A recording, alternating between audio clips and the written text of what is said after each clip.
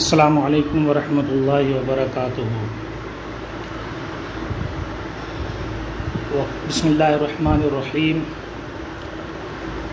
وقال ابو حنیفۃ لا احجر فی الدین علی المفلس واذا وجبت الدیون علی رجل مفلس وطلب غرماؤه حبسه والحجر علیہ لم احجر علیہ وَإِن كَانَ لَهُ مَالٌ لَمْ يَتَصَرَّفْ فِيهِ الْحَاكِمُ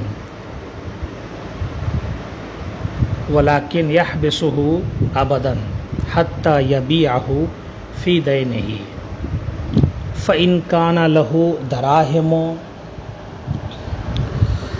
وَدَيْنُهُ دَرَاهِمُ قَضَاهَا الْقَاضِي بِغَيْرِ أَمْرِهِ وَإِن كَانَ دَيْنُهُ دَرَاهِمُ وَلَهُ دَنَانِيرُ باع القاضی فی دینہ۔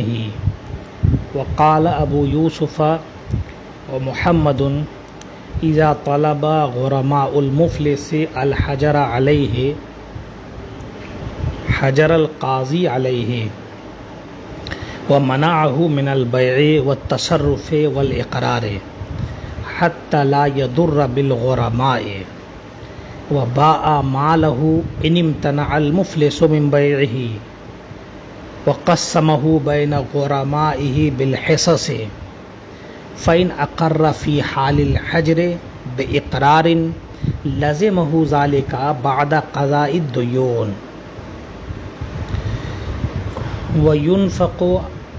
وينفق على المفلس من ماله وعلى زوجته وأولاده الصغار وذوي أرحامه وإن لم يعرف للمفلس مال وطلب غرماؤه حبسه وهو يقول لا مال لي حبسه الحاكم في كل دين لزمه بدلا عن مال حصل في يده كثمن المبيع وبدل القرض وفي كل دين التزمه بعقد كالمهر والكفالة ويحبسه فيما سوى ذلك كعوض المغصوب وأرش الجنايات إلا أن تقوم البينة أن له مالا وإذا حبسه القاضي شهرين أو ثلاثة سأل القاضي عن حاله فإن لم ينكشف له مال خلى سبيله وكذلك إذا أقام البينة على أنه لا مال له ولا يحول بينه وبين غرمائه بعد خروجه من الحبس ويلازمونه ولا يمنعونه من التصرف والسفر ويأخذون فضل كسبه فيقسم بينهم بالحصص۔ وقال ابو یوسف ومحمد اذا فلس الحاکم حال بینه وبین غرمائه الا ان یقیم البینة انه قد حصل له مال ولا یحجر علی الفاسق اذا كان مصلحا لماله والفسق الاصلی والطاری سواء ومن افلس وعنده متاع لرجل بعینه ابتاعه منه فصاحب المتاع اسوة للغرماء فيه۔ کتاب الحجر کا آخری سبق ہے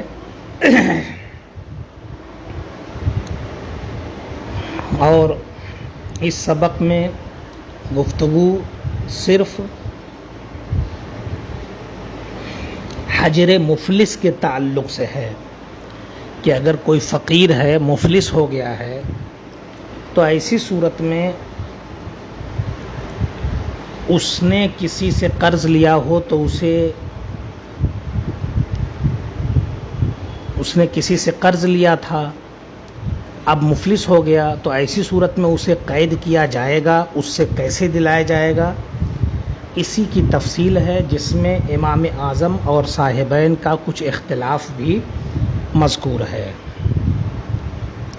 ابتدا کرتے ہیں یوں کہ امام اعظم نے فرمایا لا احجر فی الدین علی المفلس، میں مفلس پر حجر نہیں کرتا دین کے معاملے میں،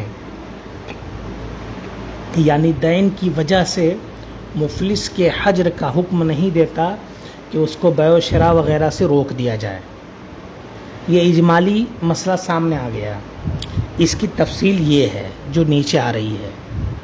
فرماتے ہیں جب کسی مفلس شخص پر قرض آ جائے تو یوں دین آ جائے، لازم ہو جائے اس پر ادائیگی، وطلب غرماؤہ، اب ظاہر سی بات ہے وہ مفلس ہے، کچھ دے تو سکتا نہیں، اس لیے اس کے قرض خواہوں نے قاضی سے مطالبہ کیا کہ اس کو قید کر دیا جائے اور اس کو بیع و شراء سے روک دیا جائے۔ تو جب کسی مفلس شخص پر دین لازم آ جائے اور اس کے قرض خواہ مطالبہ کریں کہ اس کو قید کر دیا جائے اور اس کو اپنے مال میں تصرف سے روک دیا جائے، اس تعلق سے امام اعظم فرماتے لم احجر علیہ، میں اس پر حجر نہیں کرتا، میں اس کو روکنے کی اجازت نہیں دیتا۔ وَإِن كَانَ لَهُ مَالٌ، اور اگر اس کے پاس کچھ مال بھی ہو تھوڑا بہت، تو قاضی اس میں تصرف نہیں کرے گا، حاکم اس میں تصرف نہیں کرے گا، کیونکہ اگر وہ تصرف کرتا ہے تو گویا اس مفلس کو گویا روکنا ہوا اپنے مال میں تصرف سے، اس لیے قاضی کو اختیار نہیں ہوگا، حاکم کو اختیار نہیں ہوگا کہ وہ اس میں تصرف کرے۔ تو ظاہر سی بات ہے اب اس کو تصرف سے بھی روکا جا رہا ہے، اس پر تصرف نہیں کر سکتے، اور دوسروں سے اس نے لیا بھی ہے، اس کی ادائیگی بھی ضروری ہے، تو کیسے کریں گے؟ فرماتے ہیں لیکن اسے قید کر دے، حاکم اسے قید کر دے، ہمیشہ ہمیش کے لیے، 2-4 مہینہ کے لیے نہیں، ہمیشہ ہمیش کے لیے، یہاں تک کہ وہ اپنا مال بیچے خود ہی اور اپنا قرض ادا کر دے، حتی یبیعہ فی دینہ، یہاں تک کہ وہ اپنے دین کی ادائیگی کے لیے اپنا مال بیچ دے۔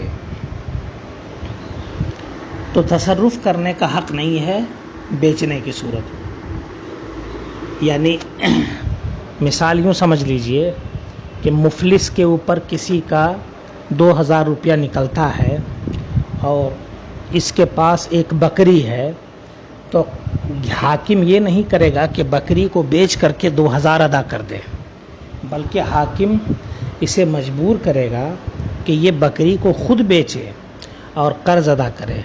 اب اس مجبوری کے لیے اسے روکنے کی بھی نوبت آئے، قید کرنے کی نوبت آئے تو قید کر دیا جائے۔ لیکن اگر اس مفلس کے پاس جس کے اوپر 2000 کا قرض ہے، اس مفلس کے پاس سے 2000 روپیہ ہی نکل آئے تو کیا کیا جائے؟ تو اس کے تعلق سے حکم یہ ہے کہ حاکم اس 2000 کو اس سے لے لے اور اس کا قرض ادا کر دے۔ اسی تعلق سے فرماتے ہیں فَإِن كَانَ لَهُ دَرَاهِمْ، اب اگر اس کے پاس دراہم نکلیں، وَدَيْنُهُ دراہم، اور اس کے اوپر قرض بھی درہم ہی کا ہے، قضاها القاضی بغیر امرہ، تو قاضی اس کے حکم اور اس کی اجازت کے بغیر اس کا قرض ادا کر دے گا،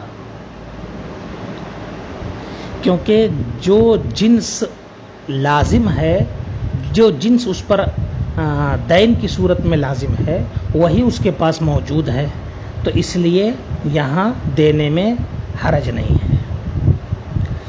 وَإِن كَانَ دَيْنُهُ دَرَاهِمْ، اب اگر اس کے الٹا ہو کہ اس کے پاس اس کے اوپر جو دین ہے وہ درہم کا ہے، وَلَهُ دَنَانِيرُ، اور اس کے پاس جو موجود ہے وہ دینار ہے، تو کیا کرے؟ تو ظاہراً تو لگتا ہے کہ چونکہ وہی چیز موجود نہیں ہے لہٰذا قاضی خود تصرف نہیں کر سکتا، لیکن آپ غور کریں گے تو حقیقتاً یہ بات سمجھ میں آ جائے گی کہ درہم اور دینار دونوں ثمن ہونے کے اعتبار سے قریب الجنس ہیں، اس لیے جنسیت کا لحاظ کرتے ہوئے قاضی اب اس کا قرض ادا کر دے اس کے پوچھے بغیر۔ اب یہ ہے کہ درہم دینا تھا اور دینار ہے اس کے پاس، تو کیسے کیا کرے؟ تو قاضی دینار کو درہم کے بدلے میں بیچ دے اور جو درہم حاصل ہو اس سے قرض ادا کر دے۔ اسی کہتے ہیں باع القاضی فی دینہ، قاضی ان دنانیر کو اس کے دین کی ادائیگی میں بیچ دے۔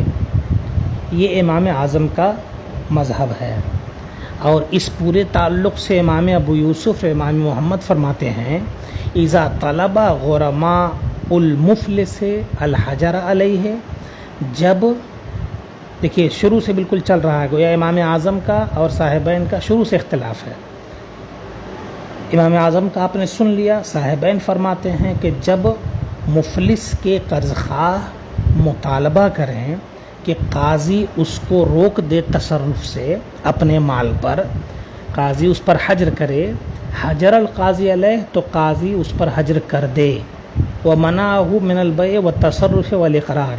اب حجر کی وضاحت کیا ہے؟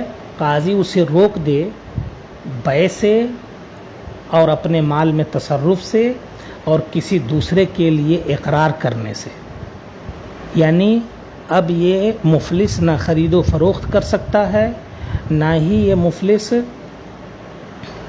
اپنے مال میں کسی طرح کا تصرف کر سکتا ہے کہ کسی کو دے دے، نہ ہی اسے یہ اختیار ہے کہ یہ کسی کے تعلق سے اس بات کا اقرار کرے کہ فلاں کا میرے اوپر 1000 روپیہ نکلتا ہے، اس کا یہ حق بھی ختم ہو گیا۔ ان تمام چیزوں سے قاضی اس کو روک دے۔ کیوں؟ فرماتے حتی لا یضر بالغرماء، تاکہ قرض خواہوں کو ضرر نہ پہنچے۔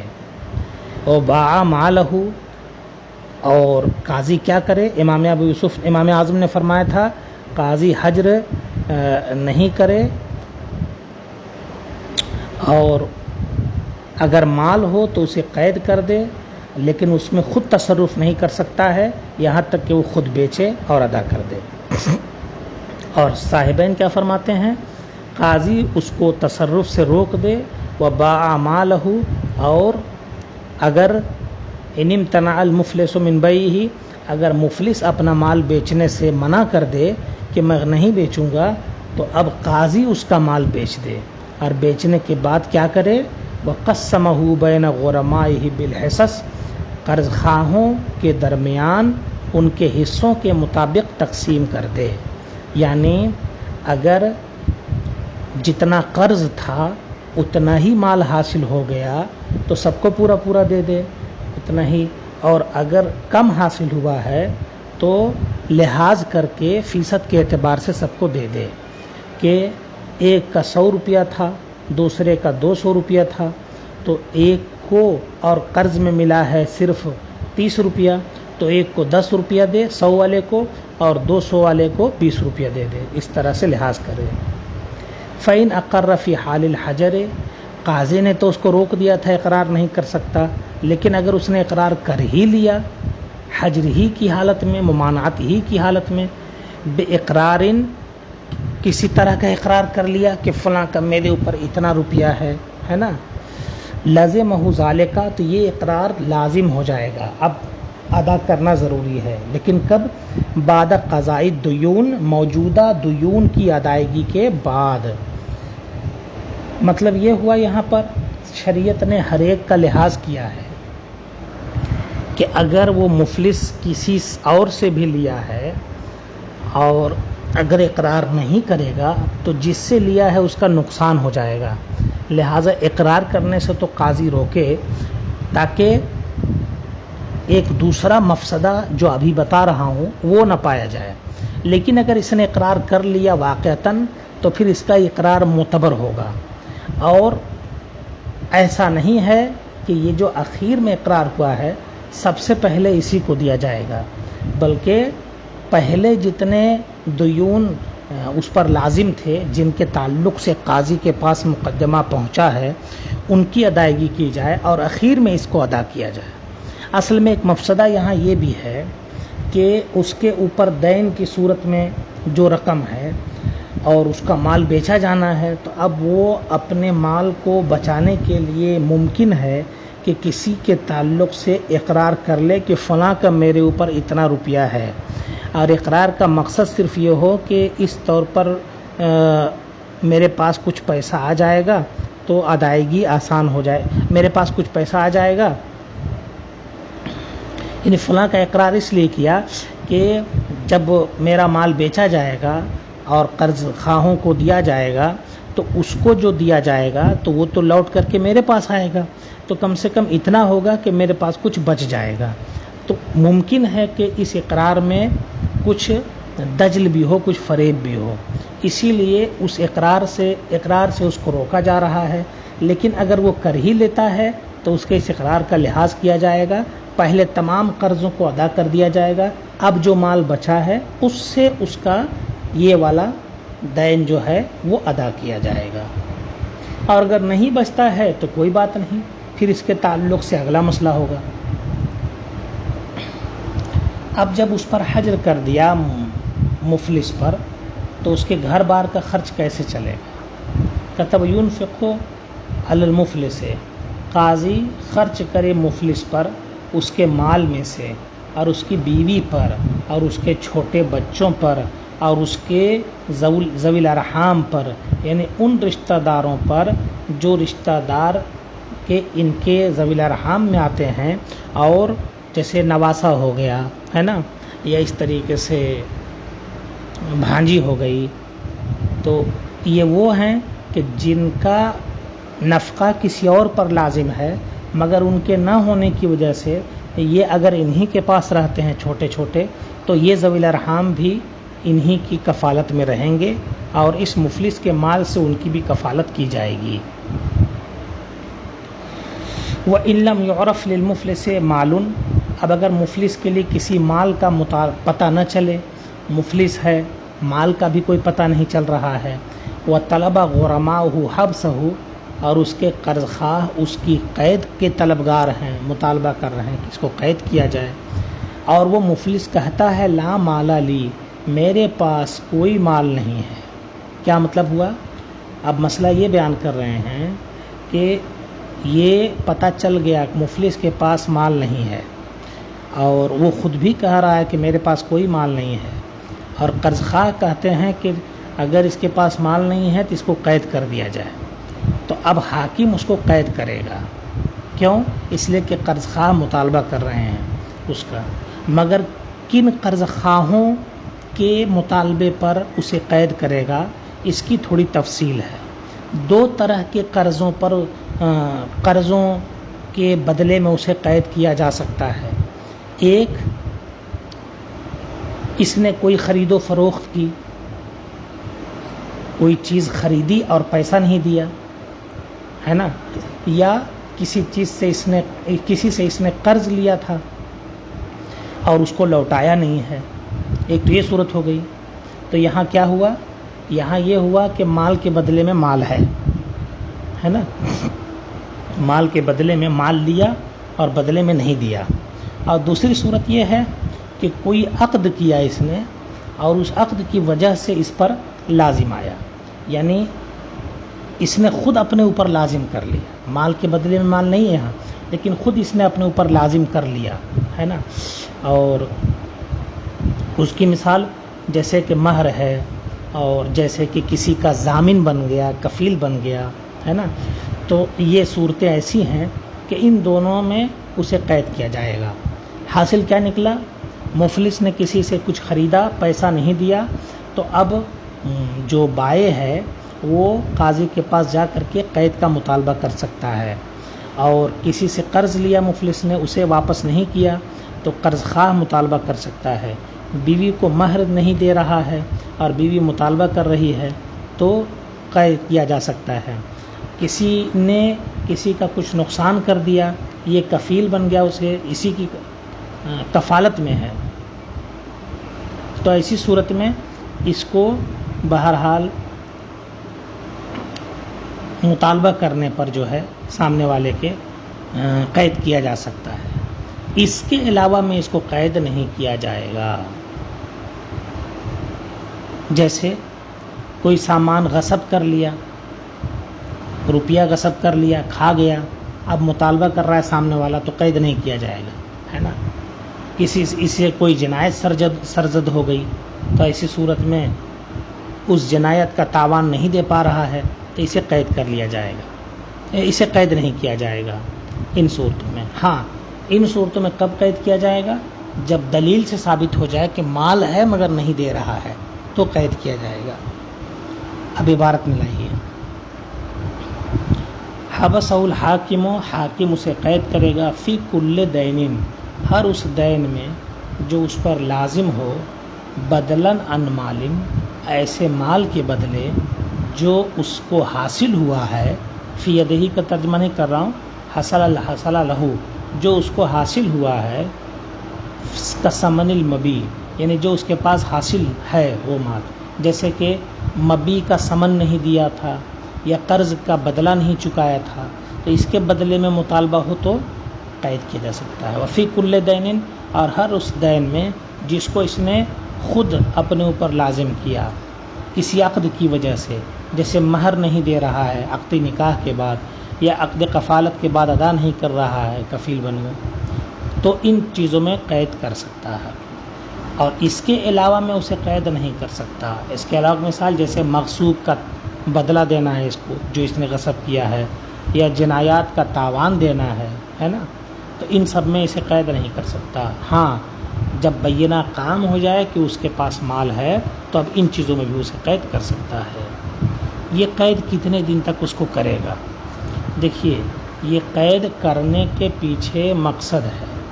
قید کرنے کے پیچھے مقصد یہ ہے کہ وہ اپنے مال میں تصرف نہ کر سکے اور زجر و توبیخ کی نوبت آئے اور یہ واضح ہو جائے کہ جناب یہ مال کی ادائیگی میں، دین کی ادائیگی میں ٹال مٹول کر رہا ہے. تو اس اعتبار سے اس کو اس سے روکنے کے لیے زجر و توبیخ کے طور پر اسے قید کیا. یہ سزا نہیں ہے اس کی، یہ قید جو اس کو کر رہے ہیں یہ اس کی سزا نہیں ہے، بلکہ اس کا مقصد کیا ہے؟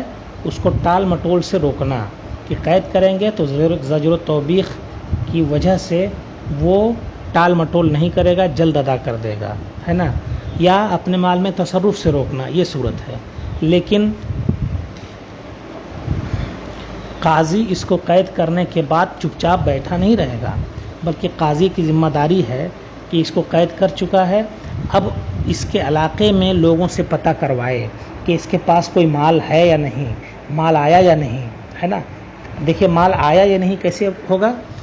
اس کا کوئی مورث مر گیا، اس کو وہاں سے مال مل گیا، ہے نا. یا پھر یہ ہے کہ اس کے کیا بولتے ہیں آل اولاد میں سے کسی نے کوئی ایسی چیز پالی جس کی وجہ سے مالیت ہو گئی، یا یہ ہے کہ اس کے تجارت میں جو یہ اس نے بھیجا تھا مختصر تجارت تھی، نفع بہت زیادہ ہو گیا. بہرحال تتبع تلاش میں لگا رہے قاضی، ہے نا. اور جب یہ پتہ نہ چلنے پائے کہ اس کے پاس کوئی مال ہے، اسی صورت میں نہ ہو پائے اور 2-3 مہینہ گزر جائے، تو اب قاضی اس کو چھوڑ دے، آزاد کر دے اور اس کو پریشان نہ کرے، چھوڑ دے. اسی کو کہتے ہیں وَإِذَا حَبَسَهُ الْقَاضِي، جب قاضی اسے قید کر لے 2 مہینے یا 3 مہینے یا کم یا زیادہ جو اس کو سمجھ میں آئے، ہے نا. سأل القاضی عن حالہ، تو قاضی اس کے حالات کے تعلق سے سوال کرے لوگوں سے. فَإِن لَّمْ يَنْكَشِفْ لَهُ مَالٌ، اب اگر قاضی کے سامنے اس کا کوئی مال واضح نہ ہو، ظاہر نہ ہو، خلّى سبیلہ، تو اس کا راستہ چھوڑ دے، اسے آزاد کر دے، ہے نا. کیوں؟ بہرحال یہ مقصد تھا اور کہ اس کے مال کی تحقیق و تفتیش ہو، اور جب اس میں کامیابی نہیں ملی تو اب اسے قید کرنے کی کوئی صورت نہیں، اور اگر وہ قید ہی رہے گا تو ادا کہاں سے کرے گا، اس لیے اس کو چھوڑ دیا. اسی طریقے سے اذا اقام البینہ، قاضی نے قید کیا، قاضی کا موڈ تھا 2 مہینے اس کو قید میں رکھوں گا، 1 مہینہ گزرا اور اس مفلس نے بینہ قائم کر دیا، دلیل سے ثابت کر دیا کہ اس کے پاس مال ہے ہی نہیں، تب بھی قاضی اس کو چھوڑ دے۔ اب قاضی نے چھوڑ دیا تو کیا کرے؟ تو کہتے ہیں وَلَا يَحُولُ بَيْنَهُ وَبَيْنَ غُرَمَائِهِ بَعْدَ خُرُوجِهِ مِنَ الْحَبْسِ وَيُلَازِمُونَهُ وَلَا يَمْنَعُونَهُ مِنَ التَّصَرُّفِ وَالسَّفَرِ۔ کہتے ہیں وَلَا يَحُولُ، قاضی اس کے اور اس کے قرض خواہوں کے درمیان نہ آئے، مطلب اب قرض خواہوں سے اس قرض خواہوں کو اس سے نہ روکے، بلکہ قید سے آزادی کے بعد بعد خروج من الحبس سے اس کے قید سے نکلنے کے بعد اس کے اور قرض خواہوں کے درمیان سے ہٹ جائے قاضی، وَيُلَازِمُونَهُ، اور وہ اس پر سوار رہیں، مطلب اس سے مطالبہ وہ کرتے رہیں۔ یہ امام اعظم کا مطلب ہے، اس سے مطالبہ کرتے رہیں، اور مطالبہ کرنے کا مطلب یہ نہیں کہ اس کو روکیں، ہے نا، بلکہ صرف مال کا مطالبہ اس سے کرتے رہیں۔ وَلَا يَمْنَعُونَهُ مِنَ التَّصَرُّفِ وَالسَّفَرِ، اور اسے مال میں تصرف سے جیسے خرید و فروخت وغیرہ کرنے سے اور سفر کرنے سے نہ روکیں، یعنی تجارت کے لیے سفر بھی کرنے دیں اور خرید و فروخت کرے تو کرنے دیں، یہ سب سے نہ روکے، کیونکہ اگر یہ سب نہیں کرے گا تو ان کا قرض ادا کہاں سے کرے گا؟ تو ان سب میں اس کو مہلت دیں، لیکن ساتھ ہی لگے رہیں۔ یہ امام اعظم کا مذہب ہے۔ وجہ اس کی کیا ہے؟ مال آنے جانے والی چیز ہے، تو اگر آزاد کر دیا ہے تو چھوڑ دیا ہے اس کو قاضی نے، تو ممکن ہے کہ آج چھوڑا ہے کل اس کے پاس کہیں سے مال آ گیا کسی صورت میں، تو مال کا آنا جانا لگا رہتا ہے، اس لیے قرض خواہوں کو یہ حکم دیا جاتا ہے کہ وہ اس کے ساتھ لگے رہیں تاکہ اپنا قرض وصول کر سکیں۔ اب کیا کریں؟ وَيَأْخُذُونَ فَضْلَ كَسْبِهِ، اب اگر وہ کچھ کماتا ہے تو اس کی کمائی میں سے جو بچ جائے کھانے پینے کے بعد جو اس کے ذمے میں ہے ان لوگوں پر خرچ کرنے کے بعد جو بچ جائے اسے یہ لوگ لے لیں اس سے، اور آپس میں اپنے حصوں کے درمیان اپنے حصوں کے مطابق تقسیم کر لیں۔ اگر پورا پڑ رہا ہو تو سبحان اللہ، نہیں تو جتنا جس کا حصہ ہے اسی مناسبت سے لے لیں۔ وقال ابو یوسف محمد، یہ تو امام اعظم کا مذہب تھا۔ امام ابو یوسف اور امام محمد فرماتے ہیں اذا فلس الحاکم، جب حاکم کسی کو مفلس قرار دے دے تو اس کا مطلب ہے کہ اب وہ مفلس شرعاً ثابت ہو گیا، اور مفلس سے اگر مطالبہ کرنے کی اجازت دے گا تو ایسی صورت میں لازم کیا آئے گا؟ اس پر ظلم اور زیادتی، جس کی شریعت میں کوئی اجازت نہیں ہے۔ اسی لیے حاکم جب اسے مفلس قرار دے دے، اولاً تو حاکم کو اختیار تھا اس کو تصرف سے روکے، اس کا مال بیچ دے ان حضرات کے نزدیک، لیکن اگر حاکم نے کہہ دیا کہ مفلس ہے نا، تو اس کے اور اس کے قرض خواہوں کے درمیان حائل ہو جائے، یعنی تصرف کرنے نہ دے۔ ہاں الا یقیموا، مگر جبکہ اس کے قرض خواہ بینہ قائم کر دیں، انہ قد حصل له مال، اس بات پر کہ اس کو مال حاصل ہوا ہے لیکن وہ نہیں دے رہا ہے، تو اب اس کے درمیان سے ہٹ جائے اور دلوا دے۔ یہ بات ہو گئی۔ اب اسی میں ایک ضمنی مسئلہ اور بتا دے رہے ہیں کہ اگر کوئی شخص فاسق ہے لیکن مال و دولت کی حفاظت و صیانت کرنا جانتا ہے، جیسے آج 99% مسلمان ہے نا کسی نہ کسی طرح کے فسق میں مبتلا ہیں، لیکن بہرحال اپنی تجارت میں، اپنے دکان میں، اپنے پیسے کی حفاظت میں لگے ہوئے ہیں اور اضافہ کر رہے ہیں، تو فاسق ہونا کافی نہیں ہے۔ اسی لیے کہتے ہیں ولا یحجر، فاسق پر حجر نہیں کیا جائے گا، اس کو نہیں روکا جائے گا جبکہ وہ اپنے مال کی اصلاح کرنے والا ہو، کیونکہ مقصد یہی تھا کہ مال کو فاسد نہ کرنے پائے۔ جب وہ مصلح ہے تو اسے نہیں روکا جائے گا۔ والفسق الاصلی والطاری سوا، فسق اصلی اور فسق طاری دونوں کے دونوں برابر ہیں۔ فسق اصلی کا مطلب ہے کہ بالغ ہونے سے پہلے ہی اسی فسق میں مبتلا تھا، اور طاری ہونے کا مطلب ہے کہ پہلے تو ٹھیک ٹھاک تھا، بعد میں یہ لت لگی اس کو فسق کی، تو دونوں کا حکم یکساں ہے، روکا نہیں جائے گا۔ اب ایک مسئلہ آخری یہ بتا رہے ہیں کہ کوئی شخص مفلس قرار پا گیا، مفلس ہو گیا، وَعِنْدَهُ مَتَاعٌ لِرَجُلٍ، اور اس کے پاس کسی شخص کا سامان ہے، معین سامان، یعنی وہی سامان بعین ہی ہے نا، ابتاعہ، جس سامان کو اس نے اس سے خریدا تھا، کیا مطلب ہوا؟ زید نے بکر سے سودا کیا اور سامان اس سے خریدا، پیسہ نہیں دیا ہے اور مبی لے چکا ہے. اب مبی لینے کے بعد یہ مفلس قرار پا گیا. کون؟ زید. تو بکر سے سامان لیا اور مفلس قرار پا گیا. تو اب بکر کو اس نے دام دیا نہیں ہے، تو ظاہراً لگتا یہ ہے کہ بکر اپنا سامان اٹھا کر کے لے جائے، کیونکہ دام دیا نہیں ہے اور سامان بعینہ ہی موجود ہے، تو اس کو واپس کر دیا جائے. ظاہراً یہی لگتا ہے، لیکن حقیقتاً کیا ہے؟ حقیقتاً آپ غور کریں گے تو سمجھ میں آئے گا کہ بیع کی تمامیت کے بعد بائع مبی کا مالک نہیں رہ جاتا، مشتری مالک ہو جاتا ہے. تو بائع ثمن کا مالک تھا اور ثمن کے معاملے میں یہ مفلس قرار پا گیا، اور مبی جو موجود ہے اب اس پر ملکیت بائع کی رہی نہیں، لہذا اب بائع اس سامان کو نہیں لے جا سکتا. تو کیا ہوگا؟ فصاحب المتاع اسوۃ للغرماء فیہ.